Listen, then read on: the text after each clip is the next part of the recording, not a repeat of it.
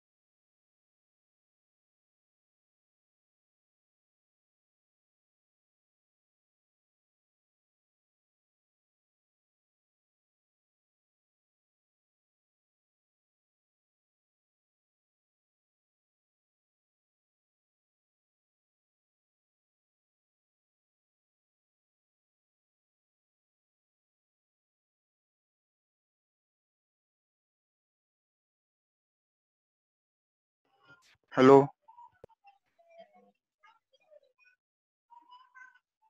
Hello काय message आला काय? येतोय आवाज ना? बघू.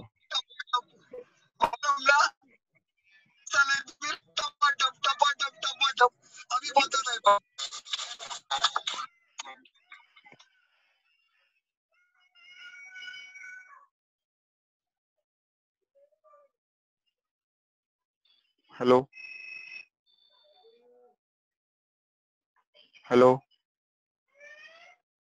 हॅलो येतोय आवाज ना? हॅलो हॅलो येतोय आवाज आता? हो येतोय. ओके ठीक आहे.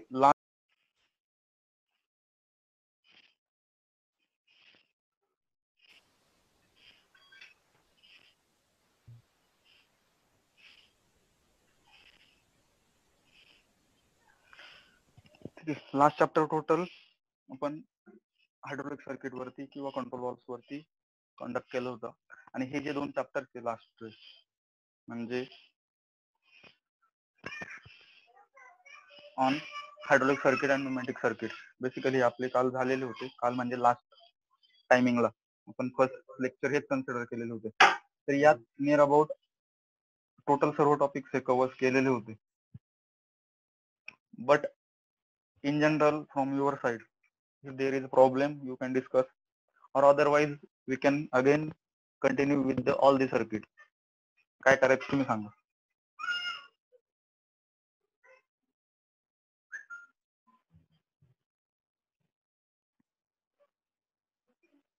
Hello hello sir. सर परत सांगा ना, आवाज नाही ऐकत होता प्रॉपर. नाही, आपण हायड्रोलिक आणि न्यूमॅटिक टोटल कन्सिडर केलेलं होतं. म्हणजे या सर दोन्ही ज्या आवाज PPT तुटतोय. हा इथे जरा नेटवर्कचा प्रॉब्लेम आहे. सर तुमचं हायड्रोलिक आवाज एक मिनिट, हायड्रोलिक आणि न्यूमॅटिक टोटल आपण कन्सिडर केलेलं होतं. पण मग यात जर तुम्हाला कुठे प्रॉब्लेम वाटत असेल दोन्ही चॅप्टर मध्ये, तर again we will discuss it, और सिंपल डिस्कशन मध्ये कन्वर्ट करू. काय करायचं? सिंपल डिस्कशनच घ्या सर. ठीक आहे, चालेल. मग आपण असं करू, डायरेक्टली मी एक PPT ओपन करतो. काही जर प्रॉब्लेम असतील तर ते सर्किट आपण पर्टिक्युलर डिस्कस करू. मग म्हणजे डाऊट पण क्लिअर होतील आणि सर्किटचं त्याच केस मध्ये प्रॉपर डिस्कशन पण होऊन जाईल. So first one, operating of single acting cylinder using 3x2 DCV. आता याच्यात की पॉईंट काय सांगितले तुम्हाला, 3/2 DCV कधी यूज होतो, ज्यावेळेस तुमचं सिलेंडर असेल हे सिंगल ऍक्टिंग असेल, मीन्स स्प्रिंग रिटर्न असेल. सिंपल परत तुम्ही total power pack unit draw करणार आहे. So after power pack your oil goes towards the DCV and then to the actuator. एक सिंपल सर्किट आहे, but by using 3/2 DCV, 3/2 direction control, it is again only used for single acting cylinder. आणि mention करताना तुम्हाला परत सांगितलेलं आहे मी, कुठली marking system बघून कुठली एक सिस्टीम ड्रॉ करायची आणि ती फक्त एक्सप्लेन करायची. There is no need to draw both the circuit in actuation और इन रिट्रॅक्शन पोझिशन. आता हे टोटल तुमच्यावरती, हा टाइम असेल तर ड्रॉ करायचं, नाहीतर एकच डायग्राम किंवा एकच प्रॉब्लेम सॉल्व्ह करण्यासाठी दोन्ही डायग्राम ड्रॉ करत बसले, त्याच्याऐवजी नंतरचा जो काही क्वेश्चन असेल तो सुटून जाईल. तसं करायचं नाही. So in this your hydraulic oil will pass by the pump, then from 3/2 DCV in actuation position it will enter from point P to A, then towards the actuator to extend the actuator. When we press this DCV, so your pressure port will get blocked. Pressure port काय होईल तुमचा blocked होईल, and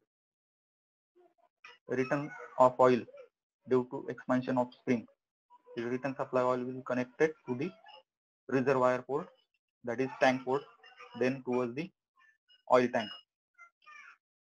And your pressure relief valve only in focus when your extraction stroke will total completed, so that back pressure will create and it will open your pilot line, so that the additional pressure from the system will pass to the tank by using pressure relief valve. Okay, simple circuit है, basic circuit है. Next one, same circuit but for the motor. इथे air motor नाही, pneumatic motor आहे. Sorry, pneumatic motor नाही, ते hydraulic motor आहे, कारण मधले जो काही सिम्बॉल आहे तो टोटल फिल केलेला आहे. आता दोघांमध्ये कंपॅरिझन करा. हा, ते परत सांगतो मी तुम्हाला. इथे हे सिम्बॉल जे आहे हे मोटरचं आहे आणि इथे हे पंपचं आहे. ह्या दोघांमध्ये काय डिफरन्स आहे तो नीट बघून घ्या ट्रायंगल वाईज. पंप आणि मोटर एकच समजू नका. सो इन दिस सेम केस, फक्त instead of single acting actuator there is rotary actuator, that is uniaxial किंवा unidirection motor. Then double acting cylinder using 4/2 DCV. Your 4/2 DCV only using 4/2 DCV only using double acting cylinder. कारण तुमचा त्या केसमध्ये तुम्हाला forward and रिट्रॅक्शन हे दोन्ही stroke पाहिजे असतात. त्या केसमध्ये मी 4/2 DCV यूज करतो, ते मला 3/2 DCV यूज करून चालणार नाही, कारण रिटर्नचा ऑइल सप्लाय जो असेल तुम्हाला परत तो सिस्टीम मधनं टँकला फ्लो करायचा असतो. Okay, so that in first case your hydraulic oil, pressurized hydraulic oil from power supply to a power point power pack unit will pass towards the cap end by using 4/2 direction control when P port is get connected to the A and B port is connected to the tank port, so that once the cylinder expands, the return supply, that is R point, is connected to the B, so that your return oil from the rod end will pass towards the tank again. Okay, so this is forward stroke. And while in retraction, when we press the push button of DCV, your second position will in actuation position by compressing the spring. So your P port will connected to the B, so that pressurized oil will enter from the rod end and it will retract the actuator.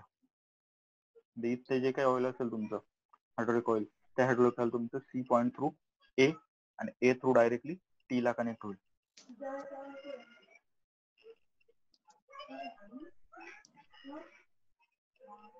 Then two single acting cylinder by using 4/2 DCV. आता इथे 4/2 DCV का लावलेला आहे, कारण मी काय बोललो तुम्हाला आधी, की ज्यावेळेस तुमचं सिंगल ऍक्टिंग सिलेंडर असेल त्या केसला तुम्ही 3/2 direction control, but here 4/2 direction control is. तो का केलेला आहे, इथे मी 2 सिलेंडर सेम टायमिंगला वर्क करतोय किंवा 2 सिलेंडर सिस्टम मध्ये वर्क करतोय. आता जर तुमचं फर्स्ट पोझिशन जर बघितलं असेल तर फर्स्ट पोझिशन मध्ये मी काय केलेलं आहे, your first point that is P2A is connected to the cylinder number 1 and return supply is connected to cylinder number 2. So in first case, म्हणजे जशी तुमची फिगर मध्ये दिसते, so in first case your pump will pass pressurized oil from direction control valve, and when P is connected to A, so in that case your cylinder number 1 जो असेल तो फक्त expand होईल, जशी तुमची डायग्राम दिसते तशी. म्हणजे जर तुम्ही कन्सिडर केलं दिस इज सिक्वेन्सिंग सर्किट तरी चालेल, कारण इथे काय झालेलं आहे, तुमचं सिलेंडर नंबर 1च फक्त एक्सपांड झालेलं आहे, सेकंड जो असेल तो रिट्रॅक्शन पोझिशन मध्ये. कारण तिथे या कंडिशन मध्ये हायड्रोलिक ऑइल नाही, कारण तो कनेक्ट केलेला आहे तुमच्या टँकला. म्हणजे तुमची स्प्रिंगची स्वीटनेस जास्त असेल, it will force the piston towards the back. म्हणजे हा टोटल बॅकला आलेला आहे, हा टोटल फॉरवर्डला आलेला असेल. when we connect the second position of DCV, so P port असेल तो B ला कनेक्ट होईल, P पोर्ट B ला कनेक्ट होईल आणि सिलेंडर नंबर 2 हे एक्सपांड होईल. आणि त्याच केस मध्ये सेम वेने ते A हा T ला कनेक्ट होईल.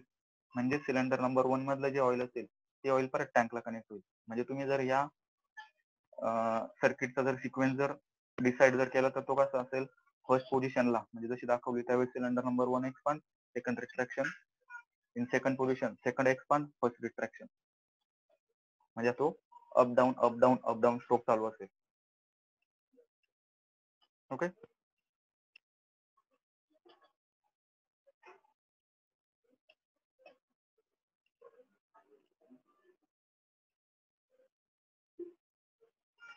Then double acting cylinder using 4/3 DCV. Using 4/3 DCV. What is 4/3? 4/3 DCV मध्ये आपण काय करतो, सेकंड पोझिशन जे असेल मास्टरची, सेकंड इंटरमिडिएट पोझिशन ते आपण अचीव्ह केलेलं असतं. त्या दिवशी म्हणजे परवाच्या लेक्चरला ते सांगितलं होतं इंटरमिडिएट पोझिशन कुठल्या कुठल्या आहे. तर इथे काय केलेलं आहे, तुमचा P आणि T पोर्ट हा कनेक्ट केलेला आहे. आता याच्यात जो पहिलं सर्किट जर बघितलं, पहिल्या सर्किटचा काही प्रॉब्लेम येणार नाही, बट सेम वेने सेकंड सर्किट मध्ये प्रॉब्लेम येईल. का प्रॉब्लेम येईल, कारण त्याच्यासाठी आपण ब्रेकिंग आणि रिपेल्सिंग सर्किट डिझाईन केलेलं होतं. So in first circuit, in first case or first position, when P is connected to A, cylinder will move forward.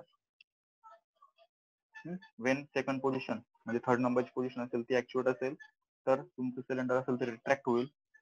when we have to hold the load at particular position, मला ज्या केस मध्ये load हा hold करायचा असेल त्यावेळेस मी second position intermediate position ती achieve करेल, so that your supply from either piston end और piston rod end will get block आणि कुठनंच ऑइल हे बाहेर पडणार नाही. म्हणजे तुमचं सिलेंडर असेल ते आहे त्या पोझिशनला, ज्या पोझिशनला तुम्ही सेकंड करणार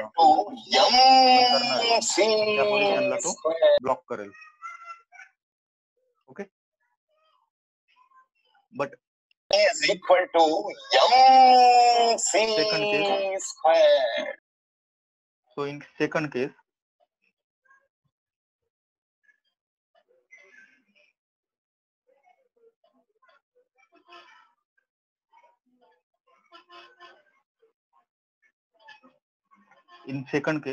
तुमचं जे मोटर आहे ती मोटर बाय डायरेक्शन मोटर आहे. सो फर्स्ट केस मध्ये मी मोटर क्लॉकवाईज डायरेक्शन रन करेल, थर्ड केस मध्ये मोटर ही अँटी क्लॉकवाईज डायरेक्शन रन करेल. बट वेन मी ऍक्च्युएट इंटरमिडिएट पोझिशन, आता लॉजिकली जर बघितलं तर हे सर्किट तुमचं रन होणार नाही, कारण सेकंड केस मध्ये ज्यावेळेस तुम्ही दोन्ही पोर्ट हे ब्लॉक करताय, दोन्ही पोर्ट ब्लॉक केल्यानंतर तुमचं जे काही मोटर मधलं ऑइल असेल ते ऑइल ट्रॅव्हल करण्यासाठी स्पेस नसणार आहे. म्हणजे तुमची मोटर जी असेल ती डॅमेज होईल, कारण ती सर्किट बंद केलं तरी इनर्शियामुळे मोटर फिरेल, त्यामुळे ते ऑइल सक करेल आणि कुठेतरी पास करेल. बट तुम्ही तिला पास करण्यासाठी अलाउ करून देत नाहीये, so your motor get damage. मग ती होऊ नये यासाठी मी सर्किट डिझाईन केलेलं होतं ब्रेकिंग आणि रिपेल्सिंग सर्किट. ब्रेकिंग आणि रिपल्सिंग सर्किट. मग त्या सर्किट मध्ये मी काय करतो, तुमची FCV F1 आणि F2 flow control with check valve याने काय करतोय, तुमची मोटरचा स्पीड हा लिमिट करतोय. आणि ज्या केसमध्ये मी इंटरमिडिएट पोझिशन ब्लॉकिंगची पोझिशन ऍक्च्युएट करतो, तेव्हा काय होणार आहे, तुमचं प्रेशर रिलीफ वॉल्व 1 आणि प्रेशर रिलीफ वॉल्व 2 या दोघांमुळे स्टॉप पोझिशनला येईल स्लो बाय स्लोने. ओके, म्हणजे एकाच वेळेस कन्सिडर केलेलं असेल. सपोज तुमची इंटरमिडिएट पोझिशन ऍक्टिव्हेट असेल आणि तुम्ही म्हणजे ऑइल सप्लाय होत नाही, बट मोटर इनर्शियामुळे रोटेट होते. सो क्लॉकवाईज डायरेक्शनला रोटेट होत असेल तर ती काय करेल, तुमचं जे काही ऑइल सप्लाय इकडनं सब करणार, oil supply will pass through the pressure relief valve. Pressure relief valve through me line number 1 ने पास करेल आणि तो परत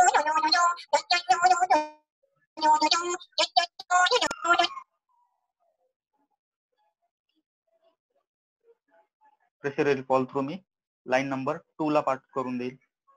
so it will again open pressure relief valve number 2, again pass same oil या line मध्ये pass होईल. म्हणजे तुमचा ऑइल सप्लाय जो असेल तो फक्त या गिवन प्रेशर रिलीफ वॉल्व 1 आणि 2 मध्ये फिरत असेल, जोपर्यंत तुमची मोटर ही स्टेबल कंडिशनला येत नाही तोपर्यंत.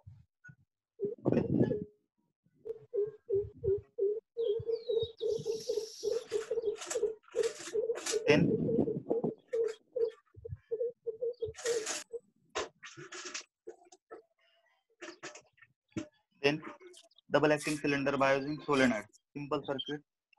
In first condition, ज्यावेळेस तुमचं सिलेंडर टोटल एक्सपांड होईल, LS2 हा ऍक्टिव्हेट करेल. It will send electrical signal to limit switch आणि सोलेनॉइडला, so that it will change the supply. हा कंटिन्यू स्ट्रोक हा चालू असेल.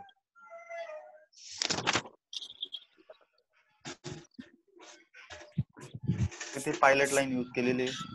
पायलट लाईन जो असेल, आता हे डिपेंड असेल तुमची पायलट लाईनला जो काही सप्लाय असेल तो सेम पॉवर पॅक युनिटचा असेल, किंवा काही केसमध्ये पॉवर पॅक युनिट जे असेल तुमच्या पायलट लाईन साठी ते वेगळे यूज केलेले असतात. हे डबल रॉड सिलेंडर आहे. या केसमध्ये काय होणार आहे, तुमचा ऍक्च्युएटर राईट साईडला मूव्ह झाल्यानंतर तो कधीतरी हा प्लंजर असेल तो पुश करेल. It will connect the power pack और this compressor to the pilot line.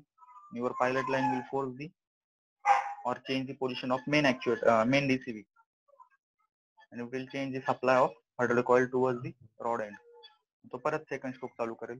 Second स्ट्रोकच्या टायमिंगला परत कुठेतरी लेफ्ट साइडचा प्लंजर असेल तो प्रेस करेल. तो परत तुमचा पॉवर पॅक युनिट कनेक्ट करेल आणि परत पायलट लाईनला सप्लाय देईल. Your pilot line again change the supply of 4x2 DCV. तो हा लेफ्ट राईट हा कंटिन्यू चालू असेल. आता यामध्ये जर मला आता ही सर्किट जी असेल, ही सेम सर्किट तुम्ही मिलिंग मशीन साठी यूज करू शकता, टेबल साठी. फक्त यात जर तुम्हाला टेबलची मुवमेंट जर स्पीड जर व्हॅरी करायचं असेल तर मी सिंपल इथे एक फ्लो कंट्रोल प्लेस करून देईल. So according to your flow control your table speed can vary, तो चेंज करता येईल. Okay, then speed control circuit मध्ये आपण 3 टाइपचे सर्किट बघितले होते, meter in, meter out and bleed off circuit. So in first case meter in circuit. Meter in circuit मध्ये आपण काय करतोय, हायड्रोलिक ऑइल मध्ये फॉरवर्डला जाणारा स्पीड असेल तो मीटर्ड करतोय. हा मीटर इन मध्ये फॉरवर्डला जाणारा स्पीड तो मीटर्ड करतोय, आणि मीटर आउट मध्ये रिटर्नला येणारा तो मी कंट्रोल करतोय. या केस मध्ये फॉरवर्डला जाणारा म्हणजे जर मी रिटर्नचा स्ट्रोक जरी ऍक्च्युएट केलेला असेल तर रिटर्न मधनं जे काय ऑइल पास होईल ते चेक वॉल आणि फ्लो कंट्रोल हे दोघंही ओपन करून बाहेर जाईल. म्हणजे तुम्हाला किती केलं तरी ऍक्च्युएटर रिट्रॅक्शनचा स्ट्रोक असेल तो लिमिट करता येणार नाही. तो मॅक्झिमम स्पीडने रिटर्न येईल जेवढा प्रेशर असेल तेवढा. पण फॉरवर्डला किती ऑइल पाहिजे हे मी फ्लो कंट्रोल थ्रू मीटर्ड करू शकतो. So this is meter in circuit.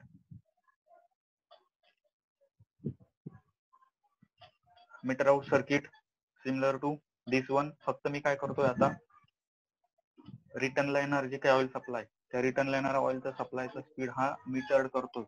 या दोघांमध्ये फक्त एकच बेसिक डिफरन्स आहे, तुमची चेक वॉलची पोझिशन. आता इथे जर बघितलं फॉरवर्डला जाताना ऑइल असेल ते दोन्ही वेने जाणार आहे. चेक वॉल पण ओपन करेल आणि फ्लो कंट्रोल पण ओपन करेल आणि मॅक्झिमम फोर्सने पुढे जाईल. म्हणजे मी फ्लो कंट्रोल जरी पूर्ण क्लोज केलेला असेल तर सर्व ऑइल हे चेक वॉल थ्रू पास होईल. ते मी कंट्रोल करू शकत नाही. बट रिटर्नला येताना काय करेल, तुमचा चेक वॉल तर क्लोज असेल आणि फ्लो कंट्रोल वॉल किती ओपन किंवा क्लोज करायचा हे तुमच्यावरती. सो रिटर्नला येताना किंवा रिट्रेसमेंटचा स्ट्रोक असेल तो तुम्ही मीटर करताय, म्हणजे तो तुम्हाला व्हॅरी करता येईल. सो मीटर इन सर्किट फॉरवर्डचा स्ट्रोक आणि मीटर आउट सर्किट रिटर्नचा स्ट्रोक हे तुम्ही दोघं मॅनेज करता. In case of bleed off circuit, over running जे सर्किट असेल ते मी फक्त शफल करतोय. So in case of bleed off circuit मी total supply from your system line will again send towards the tank before it pass to the actuator. actuator ला pass होण्याच्या आधी मी सर्व लाईन ही टँकला ओपन करून देतो. आणि टँकला किती अमाऊंट ऑफ सप्लाय ओपन केलेला आहे, आता काय होईल, मी फ्लो कंट्रोल टँक साठी किती ओपन करून दिलेलं आहे त्यानुसार टँक कडे ऑइल सप्लाय होईल आणि त्यानुसारच तुमच्या सिस्टीम मध्ये बॅक प्रेशर क्रिएट होईल, आयदर फॉरवर्डला जाताना किंवा रिट्रॅक्टला येताना. म्हणजे मी दोन्ही केस मध्ये यूज करू शकतो. आणि त्याच बॅक प्रेशरमुळे तुमच्या सिस्टीमचा स्पीड जो असेल तो व्हॅरी होईल. हे 3 सर्किट आहे. तुम्हाला आयदर सर्किट एक्सप्लेन करायला विचारता, meter in meter out or bleed off, किंवा मीटर इन मीटर आउट या दोघांमधला कंपॅरिझन विचारता. त्यापैकी एक क्वेश्चन 101% असतो. मीटर इन मीटर आउट दोघांमध्ये एकच डिफरन्स आहे, फक्त इथे जर बघितलं चेक वॉलची पोझिशन चेंज केलेली. मग तुम्ही हे दोन्ही पण एकाच ठिकाणी जरी प्लेस केले, म्हणजे मीटर आउट आणि मीटर इन. आता हे असं कन्सिडर करू नका की मीटर इन सर्किट मध्ये चेक वॉल आणि फ्लो कंट्रोल हा इन लाईनला लावलेला आहे आणि मीटर आउट मध्ये आउट लाईन लावलेला आहे. नो मॅटर, तुम्ही दोघे इन लाईनलाच लावू शकता, फक्त चेक वॉलची पोझिशन चेंज करायची. मीटर इन मध्ये चेक वॉल वरती जाताना क्लोज असेल, मीटर आउट मध्ये चेक वॉल वरती जाताना ओपन असेल. Bleed off bypass circuit. Then press circuit. Press मध्ये काय पाहिजे असतं तुम्हाला, की एका पर्टिक्युलर स्ट्रोक लाईन पर्यंत तुम्हाला फ्लो जास्त पाहिजे असतो, म्हणजे तुमचा स्पीड जास्त पाहिजे असतो, की जेणेकरून तुमचा हायड्रोलिक प्रेस असेल ती तुमच्या ऑब्जेक्टच्या मॅक्झिमम किंवा मिनिमम टाइम पर्यंत जवळ येईल. कमी टायमिंग मध्ये तो प्रेसिंग साठी जवळ येईल. आणि once it get connected to the sheet metal, it will, by using high pressure, it will punch or press the sheet metal. त्या ऑपरेशन साठी तुम्हाला 2 रिक्वायरमेंट असतात, एक असतो प्रेशर आणि दुसरा असतो फ्लो रेट. मग त्या केस मध्ये आयदर तुम्ही इथे सिंगल पंपच्या ऐवजी 2 पंप जरी यूज केले तरी चालतात, किंवा अनलोडिंग वॉल यूज केला तरी चालतो. आता इथे काय केलेलं आहे, अनलोडिंग वॉल यूज केलेला आहे. सो इन फर्स्ट केस तुमच्या एच मधनं तुमचा सिलेंडर हा फॉरवर्डला जाईल आणि रिटर्नचा ऑइल सप्लाय तो परत टँकला जाईल.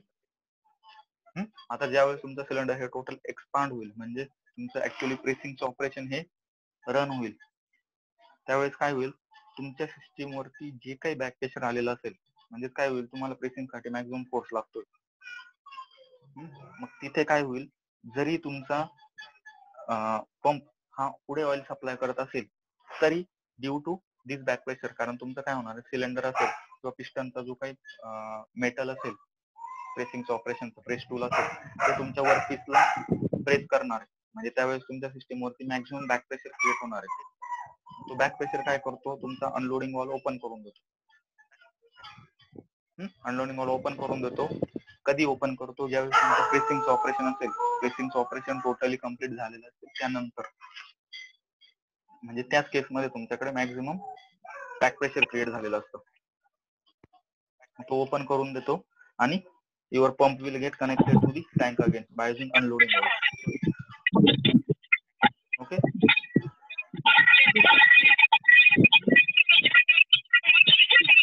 रूप ललित म्यूट करा.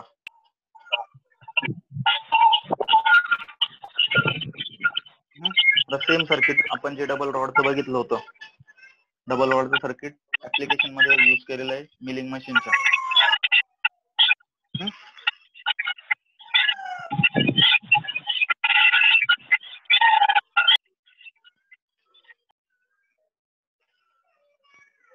मिलिंग मशीनच्या ऍप्लिकेशन मध्ये रन केलेलं आहे by using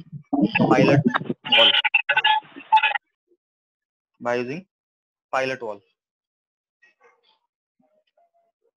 similar to previous one.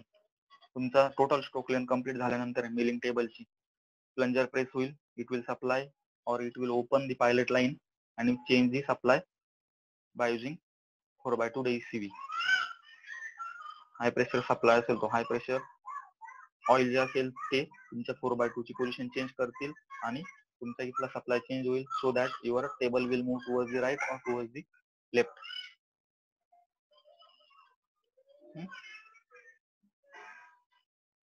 Time delay circuit. Time delay circuit मध्ये काय होणार, तुमचा एका स्पेसिफिक टाइम नंतर जर तुम्हाला स्ट्रोक पाहिजे असेल किंवा तुमचं ऍक्च्युएशन पाहिजे असेल तर तो तुम्ही वर्क करताय. So your first oil will enter when we press this 3x2 DCV. Your supply of oil will enter from flow control valve in this receiver, your reservoir. आणि तुम्ही किती अमाऊंट ऑफ टाइम इथे consume करताय तो delay तुमचा depend असेल तुमच्या stroke length किंवा स्ट्रोक वरती. तुम्ही जर ठरवलेलं असेल मला 10 सेकंद पाहिजे तर ते मी फ्लो कंट्रोल वाल्व थ्रू ऍक्च्युएट करेल किंवा कनेक्ट करेल. त्यानुसार 10 सेकंदांपर्यंत तुमचा रिझर्वायर असेल किंवा रिसिव्हर असेल ती फुल होईल आणि त्यानंतर त्या प्रेशरने तुमचा सेकंड हा डीसीव्ही ऍक्च्युएट होईल आणि it will pass the supply towards the single acting actuator. या केसमध्ये म्हणजे जोपर्यंत तुमचं 10 सेकंद म्हणजे तुमचा टाइम डिले काय सांगतो, रिझर्वायर किती टायमिंग पर्यंत फिल व्हायला पाहिजे. आणि when we press the second position by using press button, या 3x2 ची मी सेकंड पोझिशन ऍक्च्युएट केल्यानंतर काय होईल, इथला प्रेशर ड्रॉप होईल आणि तुमचं रिझर्वायर मधलं जे काही ऑइल असेल तुमच्या रिझर्वायर मधलं जे काही ऑइल असेल ते ऑइल चेक वॉल थ्रू आणि फ्लो कंट्रोल वॉल थ्रू हे टँकला परत पास होईल. टँकला पास झालं म्हणजे तिथला स्प्रिंगचा प्रेशर असेल तो ड्रॉप होईल, म्हणजे हा 3x2 परत टँकला कनेक्ट होईल आणि इथलं जे काही ऑइल असेल हा सिलेंडर रिट्रॅक्ट होऊन परत ओरिजिनल पोझिशनला येईल. लिमिटेड टायमिंग साठी मी सर्किट रन करतो. ओके.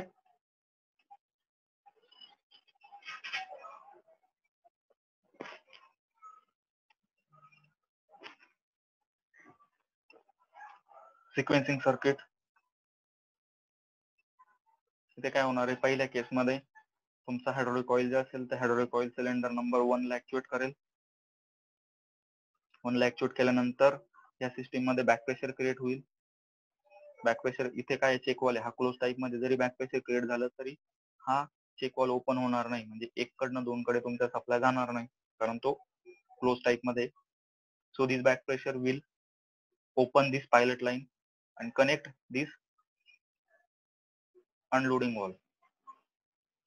मग काय होईल, तुमचा supply will open through this unloading valve and will actuate the cylinder number 2. Cylinder number 2 हा ऍक्च्युएट करतील, म्हणजे आधी सिलेंडर नंबर 1 ऍक्च्युएट होईल आणि तो ऍक्च्युएट झाल्यानंतर सिलेंडर नंबर 2 ऍक्च्युएट होईल सिक्वेन्सने. आणि when we press the second position of 3x2, second position मध्ये काय होणार आहे, तुमच्या सर्व लाईन असेल त्या टँकला ओपन होतील. टँकला ओपन होताना काय होईल, इथलं जे काय ऑइल असेल ते ऑइल ह्या अनलोडिंग वॉल थ्रू तर पास होणार नाही कारण हा one direction. So it will open the check valve आणि पास टुवर्ड्स दी टँक. म्हणजे पहिला स्ट्रोक जो असेल फॉरवर्डचा स्ट्रोक असेल तो सिलेंडर नंबर 1 ऍक्च्युएशन, त्याच्यानंतर सिलेंडर नंबर 2 ऍक्च्युएशन आणि रिटर्नचा स्ट्रोक असेल तर हे दोघंही सोबत रिट्रॅक्शन. ओके. युजिंग 4x2 DCV आणि 2 डबल ऍक्टिंग सिलेंडर. परत फॉरवर्डचा स्ट्रोक जो असेल, फॉरवर्डचा स्ट्रोक मध्ये काय होईल, तुमचा इथे ब्लॉक आहे. So it will only actuate this cylinder number 1, हा ऍक्च्युएट करेल. सिस्टीम वरती बॅक प्रेशर क्रिएट होईल. बॅक प्रेशर क्रिएट झाल्यानंतर हा अनलोडिंग वॉल ओपन करेल आणि हे oil supply second cylinder actuation साठी पास करेल. आणि सेकंड केस तुमचा ऑइल सप्लाय जो असेल तो दोन्ही सिलेंडर मध्ये at the same time enter होईल.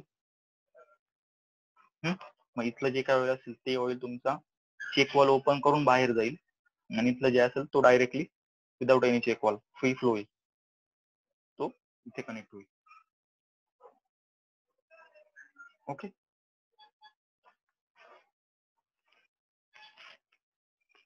Similar to previous one. पहिल्या केसमध्ये सिलेंडर नंबर 1 ऍक्च्युएट, त्याच्यानंतर प्रेशर रिलीफ वॉल किंवा अनलोडिंग वॉल इथे ओपन होईल, तो सिलेंडर नंबर 2 ऍक्च्युएट करेल. आणि ज्यावेळेस सेकंड पोझिशन होईल, आता इंटरमिडिएट पोझिशन काय करेल, आहे त्या पोझिशनला सर्व स्टॉप करेल.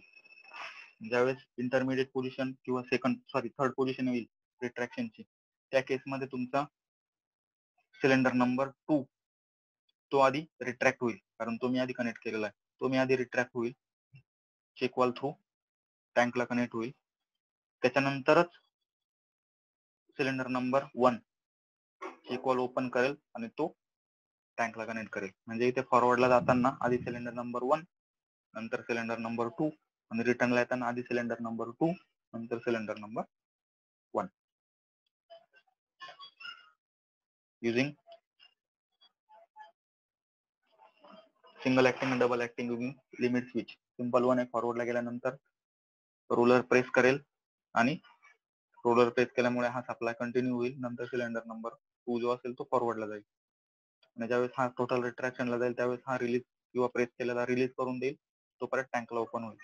So in first case cylinder number 1 फॉरवर्डला जाईल, नंतर सिलेंडर नंबर 1 फॉरवर्डला जाईल, डबल ऍक्टिंगचा सिंगल ऍक्टिंगचा, नंतर डबल ऍक्टिंग रिट्रॅक्शनला येईल, नंतर सिंगल ऍक्टिंग रिट्रॅक्शनला येईल.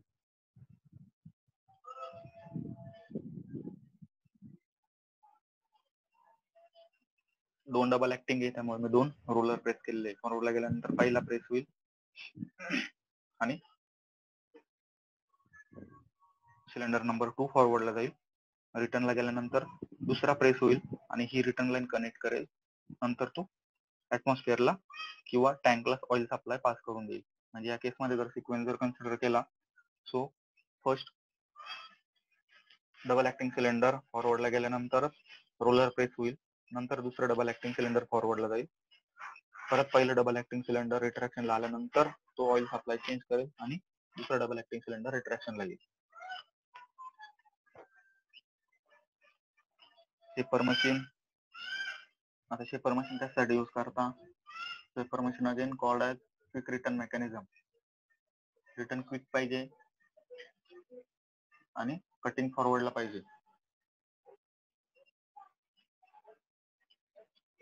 मग त्या केससाठी मी कुठलाही पण मीटर सर्किट किंवा स्पीड कंट्रोल सर्किट यूज केलं. आता इथे काय होणार आहे, तुमचा फक्त लेफ्टला जाणारा, म्हणजे ज्यावेळेस तुमचं सिलेंडर राईटला जाईल त्यावेळेस तो फ्री फ्लोने जाईल, आणि फॉरवर्डला जात असेल त्यावेळेस तो किती अमाऊंट किंवा किती स्पीडने पाहिजे तुम्ही फ्लो कंट्रोल थ्रू कॅल्क्युलेट करू शकता. कारण त्या केसमध्ये तुमचा चेक वॉल तो क्लोज पोझिशन मध्ये असतो रिटर्नला येण्याच्या टायमिंगला. फॉरवर्डला जाताना तो फ्री मध्ये जाणार आहे, म्हणजे तुमचा जो काही टूल असेल तो रिटर्न क्विक मध्ये येईल, बट पुढे जाताना तो आपल्या फ्लो कंट्रोल वॉलच्या स्पीड नुसार जाईल.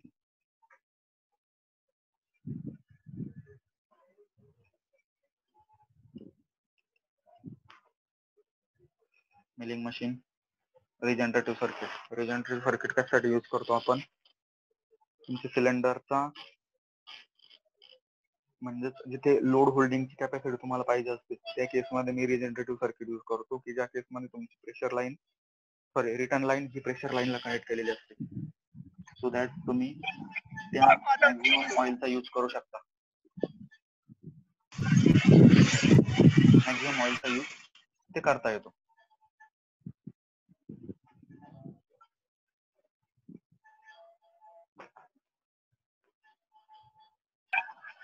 counterbalance use in maximum time load lifting mechanism vehicle किंवा हायड्रोलिक जॅक मध्ये काउंटर बॅलन्स वॉल यूज केलेला असतो,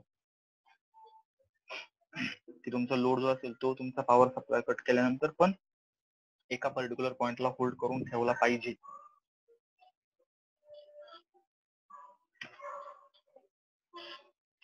देन शटल वॉल तुम्हाला सांगितलेलं आहे, कुठलाही वन टाईप नाही किंवा कुठलाही दोन्ही डीसीव्ही पैकी कुठलाही एक डीसीव्ही ऍक्टिव्हेट केला तर तुमची सिस्टीम ऍक्टिव्हेट होईल सेफ्टीसाठी, आणि जर दोन्ही मी at the same time activate केले तर तुमची सिस्टीम ऍक्टिव्हेट होणार नाही.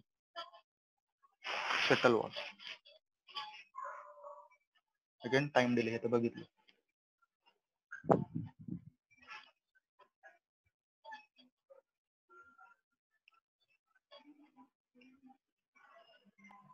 हॅलो हा हॅलो. सर. हा, आता कुठल्या सर्किट मध्ये तुम्हाला प्रॉब्लेम आलेले होते ते विचारा. हे आपले सर्व झालेलेच होते, फक्त एक ओव्हरव्ह्यू घेतला. बोला सर कुठलं सर्किट. मीटर इन आणि मीटर आउट मध्ये हा त्याच्यात दिलेलं आहे बघा की मीटर इन सर्किट रेझिस्टिव्ह लोडला आहे आणि दुसरं सर्किट जे आहे ते सुटेबल आहे ओव्हर रनिंग लोडला. तर मग ते ओव्हर रनिंग लोड आणि रेझिस्टिव्ह लोड म्हणजे नक्की काय आहे? बघ आता इथे एक मिनिट. हा, हे मीटर इन सर्किट आहे. मीटर इन सर्किट मध्ये मी काय करतोय, ज्यावेळेस तुमचं सिलेंडर फॉरवर्डला जात आहे त्यावेळेस मी त्याला वन डायरेक्शन फ्लो अलाउ करतोय. म्हणजे तुमचा फ्लो जो असेल तो फक्त फ्लो कंट्रोल थ्रू पास होणार आहे. तुम्ही चेक वॉल तो पोझिशन मध्ये क्लोज केलेला आहे. म्हणजे तुम्हाला फॉरवर्डला पुशिंग लोड जो असेल किंवा लोड होल्ड ज्या टायमिंगला करायचा असेल त्या टायमिंगला तुमचं मीटर इन सर्किट यूज होतं. अच्छा, आणि मीटर आउट सर्किटचं काय बोलला तू? ओके. मीटर आउटला त्यांनी सांगितलंय it is suitable for over running load or negative load. हा, आता बघ आता इथे हॉरिझॉन्टल आहे ते कन्सिडर करू नको. सपोज कन्सिडर कर हे जे काही सिलेंडर आहे तो व्हर्टिकल प्लेस केलेला आहे. म्हणजेच आता त्या केस मध्ये काय होणार आहे, जरी मी ह्या सिलेंडर वरती लोड जर प्लेस केलेला असेल, तर तो लोड माझा डाऊनवर्ड डायरेक्शनला मूव्ह होणार नाही. मूव्ह होताना त्याला सेल्फ वेट असेल लोडला, त्याच्यामुळे तो सिलेंडर फॉरवर्डला किंवा सॉरी डाऊनवर्ड डायरेक्शनला फोर्स करण्याचा ट्राय करेल. बट त्या केसमध्ये जे काही ऑइल सप्लाय रिटर्न लाईनला पास होईल ते फक्त flow control wall through pass होईल, कारण ते चेक वॉल हा क्लोज पोझिशन मध्ये असेल. म्हणजे तुम्ही फ्लो कंट्रोल वॉल हा किती ओपन किंवा किती क्लोज करताय त्यानुसार तुमचा लोड जो असेल होल्ड केलेला